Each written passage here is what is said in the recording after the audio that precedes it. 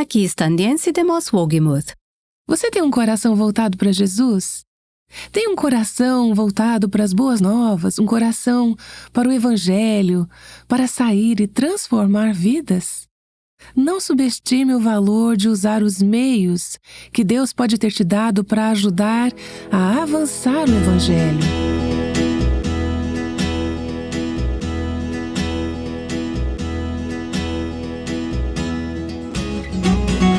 Este é o Aviva Nossos Corações, com Nancy DeMoss Wogemuth, autora de Lugar Secreto, na voz de Renata Santos. Nancy está no segundo dia da série chamada A Beleza de um Coração Generoso.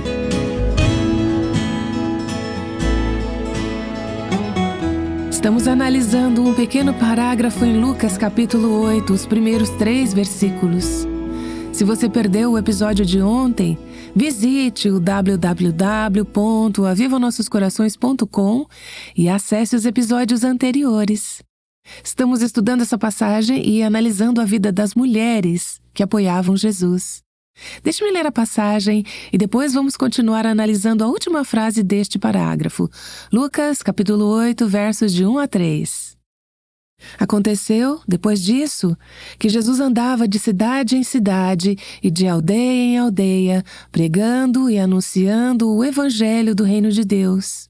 Iam com ele os 12 discípulos e também algumas mulheres que haviam sido curadas de espíritos malignos e de enfermidades. Maria, chamada Madalena, da qual saíram 7 demônios.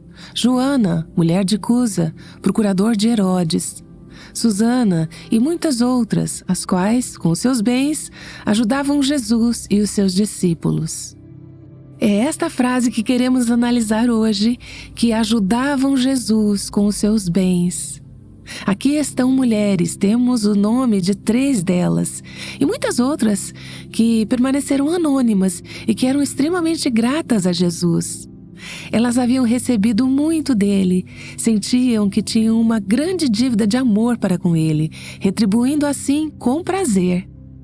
A passagem não diz que elas proveram somente para ele com seus bens.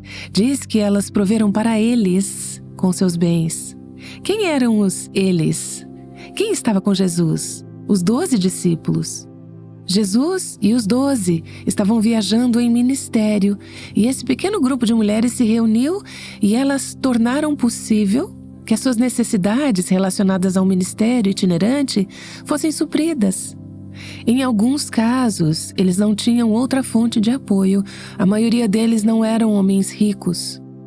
Muito pelo contrário, vários deles eram pescadores e não podiam administrar seus negócios de pesca enquanto viajavam com Jesus. Eles haviam deixado tudo para segui-lo. Então, como deveriam suprir suas necessidades? Como deveriam se alimentar? Estamos falando de necessidades práticas.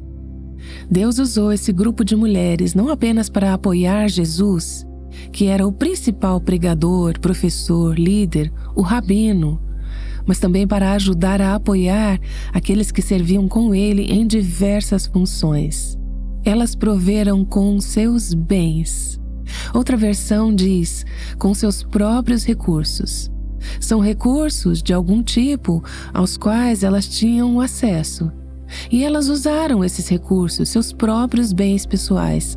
O talão de cheques, a conta bancária, o saquinho de moedas, o que quer que fosse, para prover para Jesus. Podemos concluir que essas mulheres tinham meios independentes de algum tipo. Não significa que elas eram ricas. Joana talvez era, mas não sabemos. De qualquer forma, significa que elas pegaram o que tinham, que poderia ter sido usado para outros fins.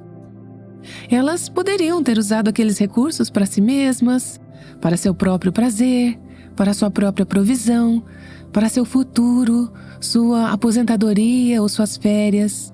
Elas poderiam ter destinado esses recursos a outros fundos, mas disseram não.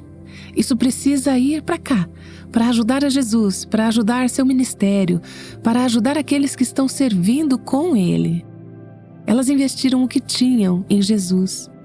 E o que quer que tinham investido nele significa que não podiam usar em outro lugar.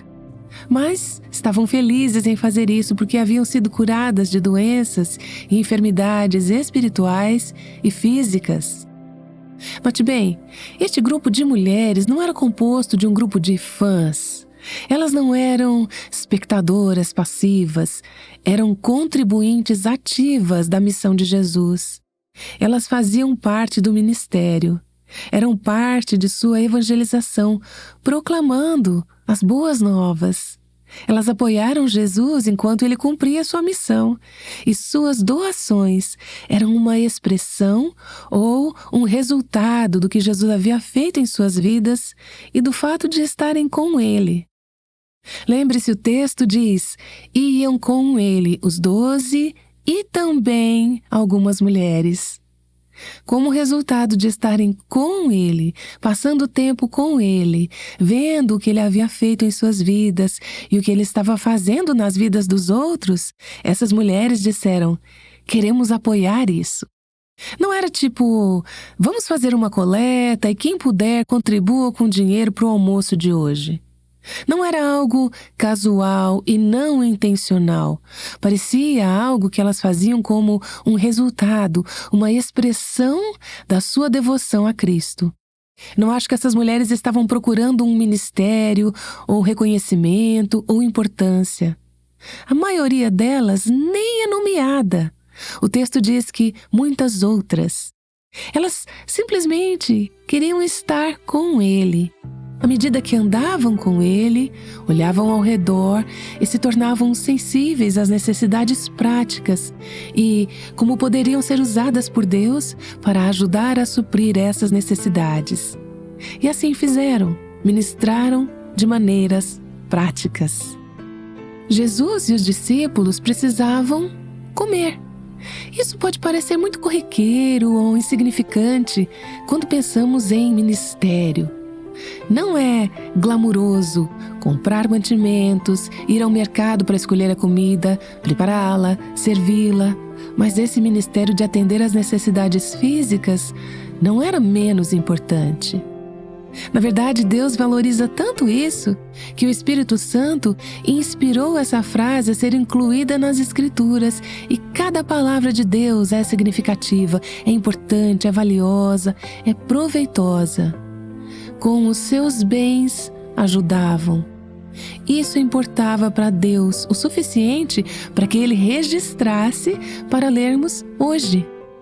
E a provisão, eu acho, com base no que podemos juntar nos evangelhos, não era extravagante, era simples. Jesus nos disse que o Filho do Homem não tem um lugar onde repousar a cabeça. Elas não estavam bancando estadias em hotéis 5 estrelas para Jesus. Ele morreu possuindo nada além de suas roupas. Mas ele e seus discípulos, sabemos por outras partes das Escrituras, contribuíam com os pobres. Eles eram capazes de ser generosos. Essas mulheres, aparentemente, ajudaram a tornar isso possível, fazendo com que as necessidades diárias do ministério fossem atendidas. E ainda havia o suficiente para que Jesus e os discípulos tivessem algo para dar. Agora, pense nisso. Jesus poderia ter suprido sobrenaturalmente todas essas necessidades práticas sem a ajuda das mulheres. Ele havia curado essas mulheres de forma sobrenatural. Ele as havia libertado de demônios, enfermidades e doenças físicas. Você não acha que ele poderia ter providenciado o café da manhã? Na verdade, em 2 ocasiões, ele realizou milagres para alimentar multidões de seguidores famintos. Ele poderia ter feito isso em todas as outras ocasiões também. Ele era Deus. Mas ele não escolheu fazer dessa maneira neste caso. Por quê? Bem, as Escrituras não nos dizem por quê. Mas, enquanto meditava sobre isso, deixe-me compartilhar alguns pensamentos que eu tive. Em primeiro lugar, acho que foi uma evidência de sua humilhação, de sua condescendência. Nunca vemos Jesus usando seu poder divino para atender às suas próprias necessidades. Ele abriu mão dos direitos, dos privilégios, da divindade. Ele se humilhou. Um antigo compositor de hinos disse: Tu, que foste rico acima de todo esplendor, por amor te tornaste pobre. Tronos por uma manjedoura abandonaste, safira pavimentada por piso de estábulo. Ele se humilhou, ele desceu a um nível muito abaixo que ele, o próprio Deus, sendo o próprio Filho de Deus, não precisava desse tipo de ajuda. Porém, ele aceitou humildemente a generosidade e o apoio dessas mulheres. Deixe-me ler o que 2 comentaristas disseram sobre este ponto. William J. diz: ele era senhor de tudo, mas não tinha onde repousar a cabeça, e foi aliviado pelas criaturas de seu poder. Lindo! E G. Campbell Morgan, um dos meus expositores favoritos do século passado, disse: temos aqui a imagem de um pequeno bando de mulheres de riqueza cuidando do grupo. É repleto de beleza. Sempre vejo aqui para mim a graça de Cristo, que Ele estava contente em ser sustentado dessa maneira, viver de caridade enquanto realizava seu grandioso ministério. Parece-me que esse pequeno grupo de mulheres sempre terá um lugar honrado na terra da glória, porque cuidaram do Senhor da glória durante aqueles anos de ministério terreno. Cristo havia primeiro ministrado a elas e, como consequência, elas ministraram a Ele. Que imagem doce! E Jesus, permitindo que essas mulheres fizessem isso, ofereceu uma oportunidade para elas doarem. Que privilégio fazer parte do ministério de Jesus dessa forma! É um lembrete de que temos uma necessidade maior de dar do que qualquer ministério tem de receber. É uma alegria dar, é um privilégio dar. É mais abençoado dar do que receber, e Jesus queria que elas tivessem essa bênção. Além disso, isso estava alinhado com um modelo que vemos no Antigo Testamento de prover para o serviço de Deus. Os levitas e sacerdotes eram sustentados pelo povo a quem serviam. Vemos profetas no Antigo Testamento, Elias, que foi cuidado pela viúva de Sarepta, a viúva empobrecida de Sarepta, devo acrescentar, e Eliseu, que foi provido pela mulher rica de Sunem. Eu já tive o privilégio de estar em ambos os lados desse tipo de ministério prático. Enquanto eu refletia sobre essa passagem, encontrei uma amiga no supermercado há cerca de uma semana atrás. Ela é uma jovem mãe de 5 filhos pequenos, uma pessoa extremamente generosa e amável. Frequentemente, ela me abençoa de formas muito práticas. Ela já trouxe refeições para mim diversas vezes, especialmente quando eu estava escrevendo um livro ou preparando mensagens para o rádio. Para ela, é uma grande alegria participar do nosso ministério dessa maneira. Ela é uma doadora sacrificial e eu sou imensamente grata por isso. Ela e o marido servem juntos no ministério e vivem de forma simples, sustentados por uma única fonte de renda, e sei que também têm suas próprias necessidades. Ela atendeu às minhas necessidades tantas vezes que, enquanto estávamos no supermercado conversando, nos atualizando e orando juntas, justo antes de nos despedirmos, senti um impulso. O carrinho dela ainda estava vazio e ela estava apenas começando. Tirei da minha bolsa o que eu tinha, um pouco menos de R$200, algo assim, e entreguei a ela e disse: use isso para ajudar com alguns mantimentos para sua família. Ela foi um encorajamento para mim muitas vezes e naquele momento o Senhor me deixou ser um encorajamento para ela. E que alegria para ambas ministrar em nome de Jesus com o que Ele nos deu.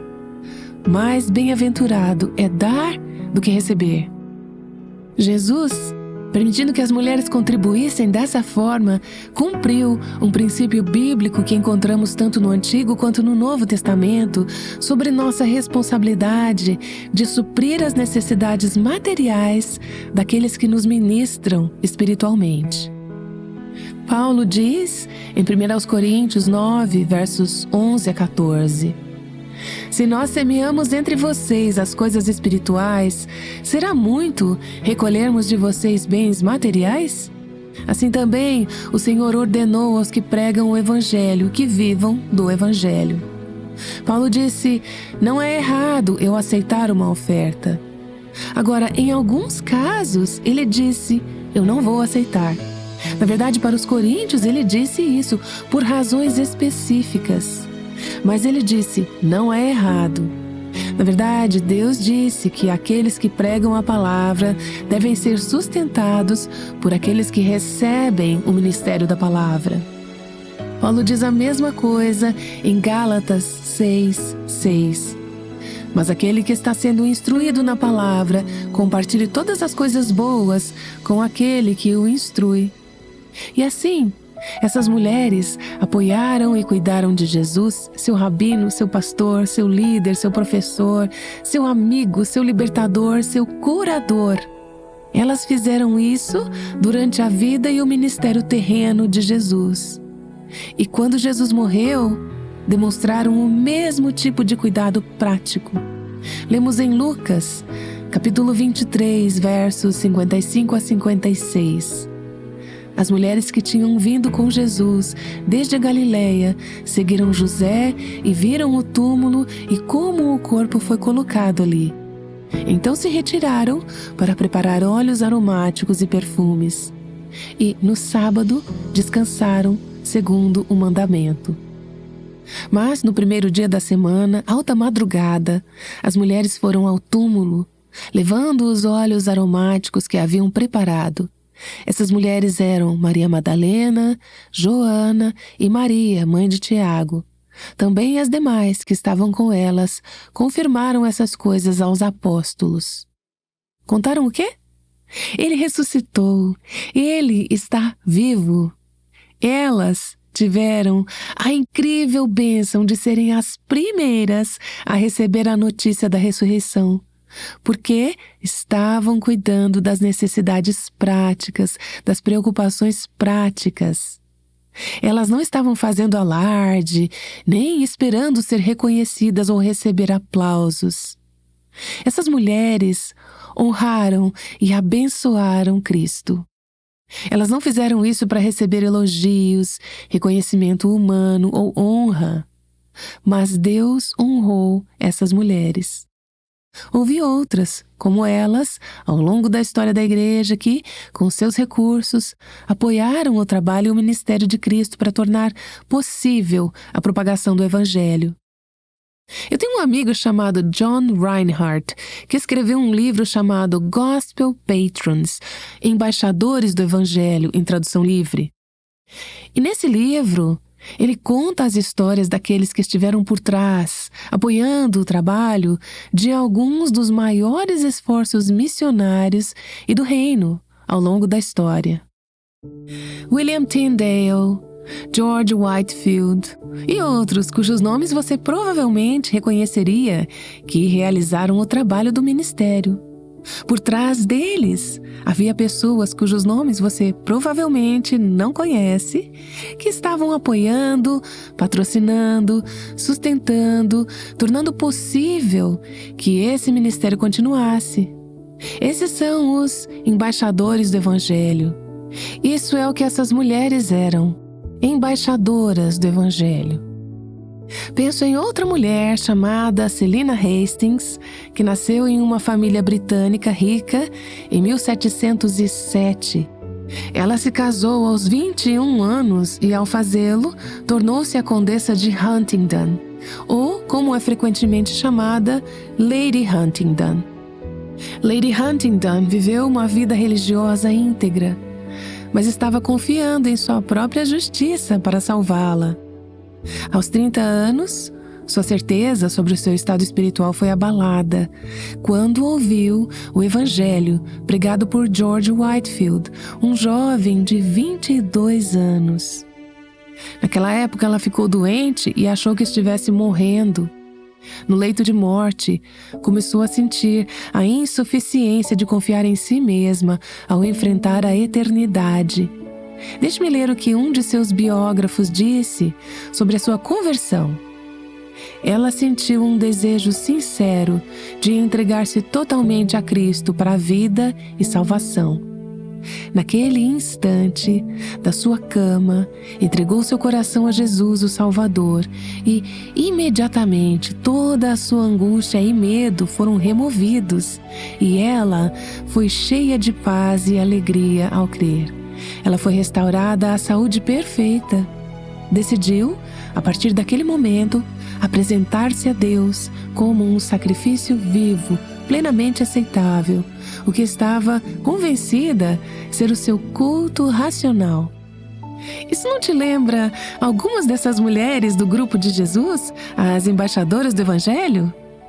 Elas foram curadas de espíritos malignos e enfermidades e disseram: somos tuas, o que temos é teu, queremos te apoiar, queremos estar contigo, queremos ajudar a sustentar o ministério do Evangelho. Depois de sua conversão, Lady Huntingdon tornou-se uma seguidora apaixonada de Cristo. Em vez de passar todo o seu tempo socializando com suas amigas ricas, ela começou a alcançar os pobres ao seu redor, em nome de Jesus. Quando ela tinha 39 anos, seu marido faleceu. E a partir daquele momento, até a sua própria morte, 45 anos depois, aos 83 anos, ela dedicou toda a sua vida à oração, evangelismo e ao uso de sua riqueza e influência para ajudar a expandir o Evangelho. Ela foi uma apoiadora generosa de muitos ministérios e pregadores evangélicos no Reino Unido e nos Estados Unidos. Foi uma grande benfeitora do ministério de George Whitefield e teve um papel significativo no segundo grande despertamento do século XVIII. Lady Huntingdon, uma da Irmandade. Esse grupo de mulheres que sustentava Jesus e seus associados com seus próprios recursos. Eu sou muito grata quando penso nas mulheres e em outras como elas, pelas muitas mulheres generosas cujas vidas foram tocadas e transformadas por Cristo através das diversas ações do Aviva Nossos Corações. Elas conheceram Jesus, seus casamentos foram reconciliados, curados, restaurados, perdoados. Suas consciências foram esclarecidas, relacionamentos rompidos, restaurados. Muitas dessas mulheres contribuem para apoiar as necessidades práticas deste ministério. Muito do que fazemos não é exatamente glamuroso. Pagar por microfones, contas de água e luz, impressoras e telefones, ajudar a sustentar os membros da equipe que trabalham nos bastidores com responsabilidades administrativas, as pessoas que fazem os nossos computadores funcionarem, a equipe técnica de rádio, aqueles que organizam eventos, etc. Temos mulheres cujas vidas foram impactadas, mulheres e também seus maridos que dizem: queremos contribuir para tornar este ministério possível. E elas fazem isso não porque pedimos, mas porque dizem: amamos essa mensagem, amamos o que ela fez em nossas vidas e queremos fazer parte de vê-la alcançar outras pessoas. Eu penso em uma mulher que foi encorajada e discipulada ao ouvir o podcast do Aviva Nossos Corações ao longo de muitos anos, enquanto sofria em um casamento extremamente difícil, com um marido viciado em álcool e medicamentos. Eu penso em outra mulher que foi libertada de anos de profunda amargura e disfunção emocional e mental ao conhecer o Aviva Nossos Corações e encontrar recursos que Deus usou para ajudá-la a se libertar. Agora ela é uma das apoiadoras mais generosas, junto com seu marido, deste ministério. Penso em outra mulher que, por muitos anos, foi casada com um não cristão, e como ela foi tão fiel ao longo de muitos anos de casamento, Deus usou este ministério para encorajá-la e sustentá-la, e seu marido conheceu Jesus em seu leito de morte. Ela é tão grata. Ela foi uma mulher fiel e tem sido uma das apoiadoras mais fiéis deste ministério. Portanto, ao aplicarmos esta passagem, minha pergunta é: quais recursos você tem para oferecer em apoio a Cristo e ao seu reino? Quais são os meios que Deus te deu? Você pode dizer: eu não sou rica? Não sabemos se todas essas mulheres eram ricas. Algumas sim, outras não sabemos. Muitas das mulheres que apoiam este ministério, a maioria delas, não são mulheres de grandes recursos, mas elas contribuem com o que têm. E é isso que Deus nos pede para dar, o que temos. E eu pergunto: quais meios você tem? Não apenas para dar a este ministério, mas para apoiar o trabalho de Cristo, seu reino, a propagação do Evangelho. Talvez seja contribuir para suprir as necessidades financeiras da sua igreja local. E isso deve ser verdade para cada uma de nós. Talvez seja apoiar missionários, obreiros cristãos. Talvez seja de outras formas. Cuidar de crianças na escola dominical, para que seus pais possam participar do culto e ouvir a palavra pregada.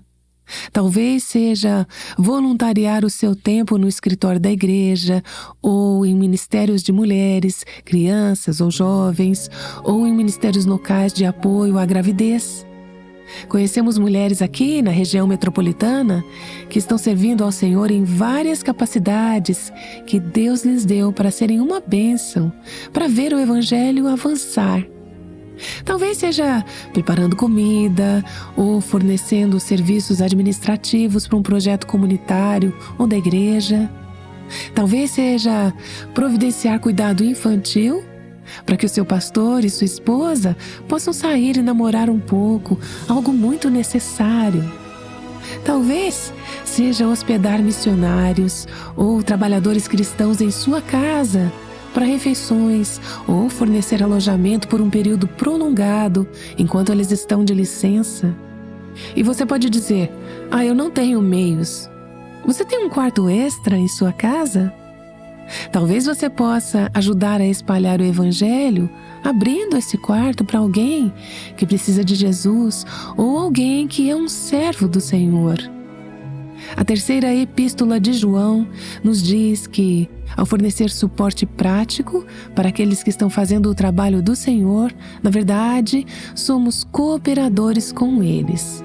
Cooperadores com eles. Você pode dizer: eu não poderia ensinar, eu não poderia pregar, eu não seria capaz de liderar uma organização, eu não posso. Mas o que você pode fazer? Jesus fez uma obra em sua vida? Algo que faz você amá-lo?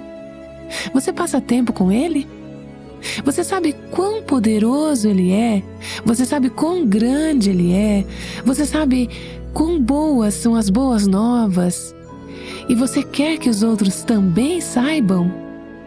Deus te deu alguns recursos e eu quero apenas desafiá-la a perguntar a si mesma: quais meios Deus me abençoou para que eu possa usar para abençoar a obra de Jesus e o avanço do seu reino?